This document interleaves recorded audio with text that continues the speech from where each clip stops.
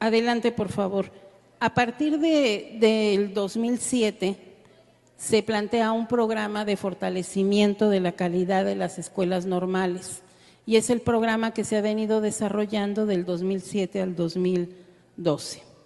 Y bueno, lo que tiene como trasfondo, como idea central esta gestión administrativa y este programa de fortalecimiento a la calidad de las escuelas normales es básicamente que transformar un modelo educativo no solo se hace a través de una reforma curricular, que es uno de los proyectos que se han emprendido, pero no solamente es la reforma curricular.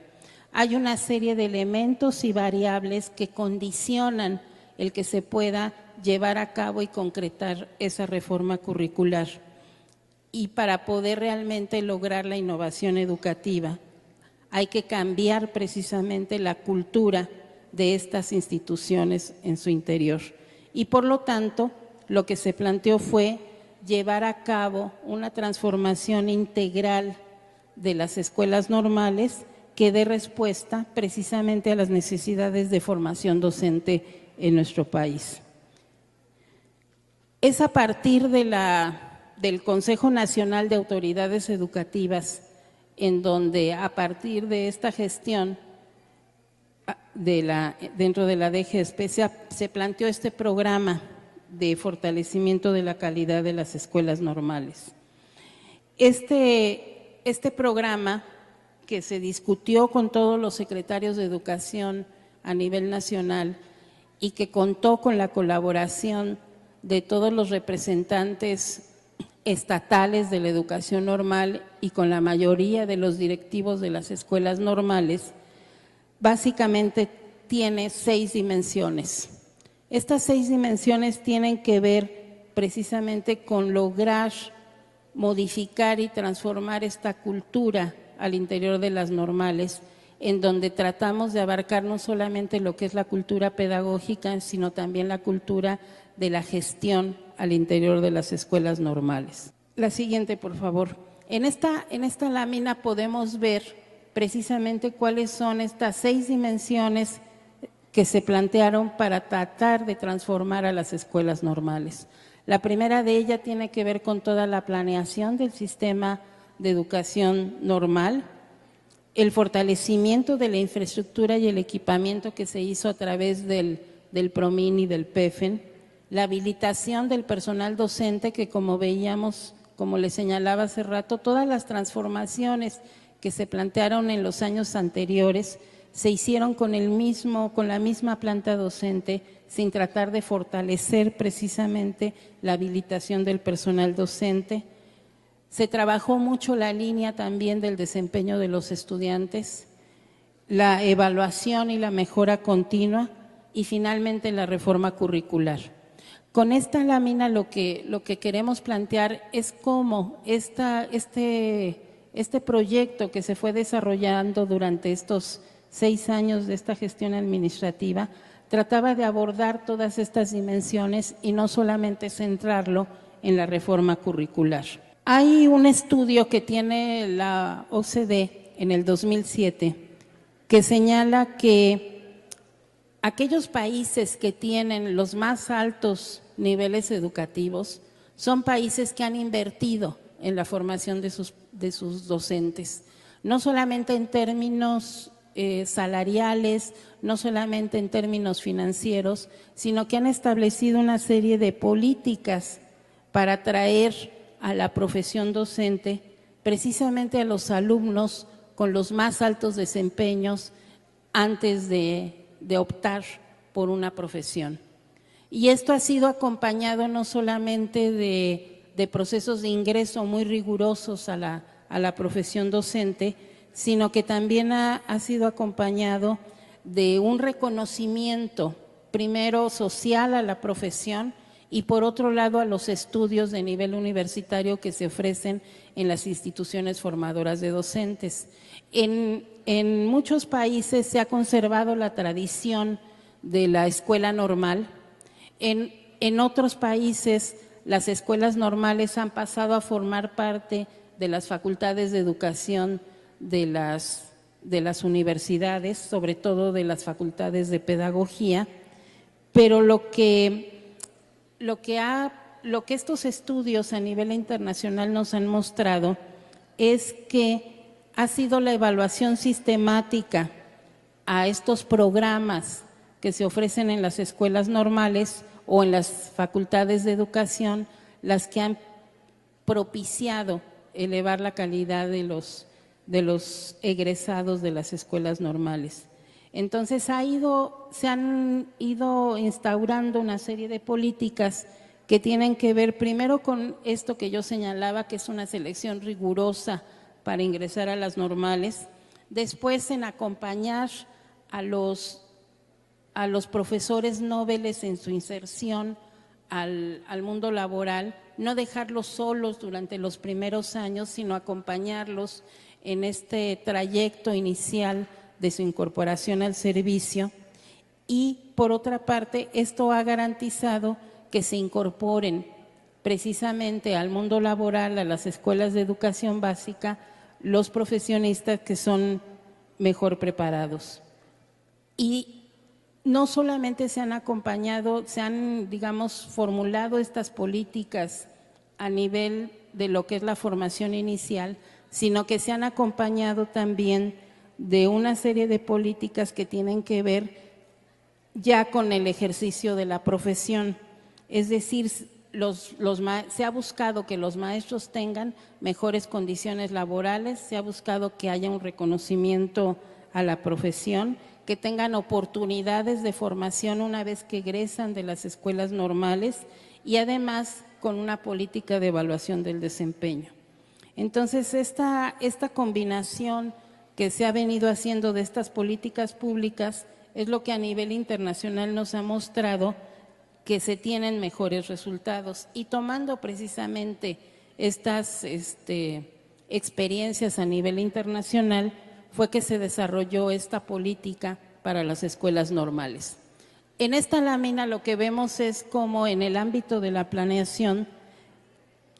en el 2007 se hace un diagnóstico de cómo se encuentra la educación normal en nuestro país. Entonces, teníamos en este diagnóstico primero una línea que nos señalaba que había una insuficiente información con respecto a la oferta y la demanda. En muchos estados se señalaba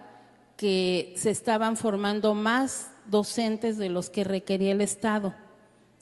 alguna entidad federativa. En otras entidades federativas era la inversa, se estaban formando menos docentes de los que se requerían. Y esto se debió a una política que hubo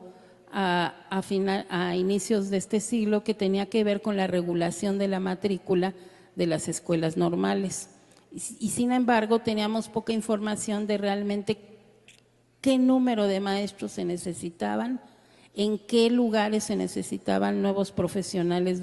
para atender los niveles de educación básica y en qué entidades no se requería. Entonces se desarrolló un ejercicio de planeación prospectiva y se hicieron diversos estudios piloto para validar esta metodología y poder encontrar las mejores estrategias que fueran además diferenciadas porque las condiciones de cada entidad federativa así eran y no establecer solo una política nacional de regulación de la matrícula. Por otra parte, se veía esto que les decía, que había una diversidad tanto en la entidad como en el nivel educativo como en la especialidad, y entonces se trató en estas reuniones de la CONAEDU de avanzar en la configuración de un sistema nacional de planeación de la educación normal y de regular, sí, la matrícula a partir de las necesidades concretas de cada entidad federativa. Y por otro lado, nos encontrábamos en este nivel de la planeación con una falta de regulación y supervisión de las escuelas normales particulares. Y había un señalamiento por parte de las escuelas públicas de cómo de las escuelas normales públicas ellos regulaban o estábamos regulando la matrícula desde las escuelas normales públicas, pero las escuelas normales particulares por su parte no regulaban. Entonces había también ahí un desequilibrio en la planeación de la educación normal. Entonces también se hizo como un acuerdo dentro del CONAEDU, una propuesta para un marco normativo para la regulación de las instituciones particulares. En este sentido hemos logrado avances importantes. En todas las entidades federativas se aplicó una metodología propuesta por la propia Secretaría a través de la DGESPE para regular la matrícula en los ciclos desde el 2010 hasta este ciclo escolar. Y ahora tenemos en todas las escuelas normales nuevos protocolos que están en marcha en todas las entidades federativas. Por otra parte, en todas las secretarías de educación de las entidades federativas, con las escuelas normales particulares, está en revisión precisamente en el área jurídica una propuesta para poder regular la manera en la cual realizan el desarrollo de sus planes de estudio en las escuelas normales privadas y también la incorporación de los estudiantes a estas escuelas normales. Se publicó un acuerdo secretarial para poder desarrollar esto y bueno, ahora estamos en espera de que en cada entidad federativa desarrollen las políticas necesarias para poder regular a las escuelas normales particulares. En cuanto a la infraestructura, al fortalecimiento de la infraestructura de las escuelas normales, lo que nos encontramos como diagnóstico es que había una insuficiente infraestructura y equipamiento en las escuelas normales. Y entonces se planteó optimizar los recursos del PROMIN que ya existían desde el 2005, que se otorgaban con una modalidad solamente basada en la matrícula y que en el 2006 cambian por el programa de fortalecimiento de la educación normal y entonces a través del PEFEN desde el 2004 se han distribuido 2.400 millones de pesos a las escuelas normales, en particular en este ciclo escolar que inició en el mes de agosto, hubo un recurso adicional que fue muy importante, en donde solo en este año se distribuyeron aproximadamente 1.000 millones de pesos para fortalecer precisamente todo lo que tiene que ver con la reforma curricular de las escuelas normales. De estos recursos que se han distribuido a las escuelas normales durante la gestión, más del 66% corresponden precisamente a la inversión en infraestructura y en equipamiento. Ya señalaban en su discurso los maestros la importancia de las nuevas tecnologías, de la enseñanza del inglés, de una serie de elementos que requieren precisamente de que en las escuelas no podemos proponer un cambio curricular si no damos las condiciones para que las escuelas puedan desarrollarla. Y entonces, en este sentido, ha sido una preocupación el que se puedan contar con estas condiciones. En esta lámina, bueno, ustedes ya lo están viendo, cuál ha sido la participación de las escuelas normales. Nosotros fuimos logrando incrementar el número de escuelas. En el 2006 que nosotros llegamos, estaban participando 212 escuelas normales públicas. Había cierta reticencia en algunas escuelas a participar en este tipo de programas que a partir de una planeación, de un compromiso por parte de las escuelas normales de desarrollar un plan de desarrollo institucional, se asignaran recursos a partir de una evaluación. Estábamos acostumbrados más en el sistema de educación normal a que, como les decía, en los años 90, solo por la matrícula que se tenía se asignaban los recursos. Hoy se trata de fondos concursables, en donde además se evalúa el desempeño de las escuelas normales, en qué medida alcanzan las metas que se están proponiendo, y esto, bueno, es resultado de la planeación estratégica que se desarrolla en cada una de las escuelas normales.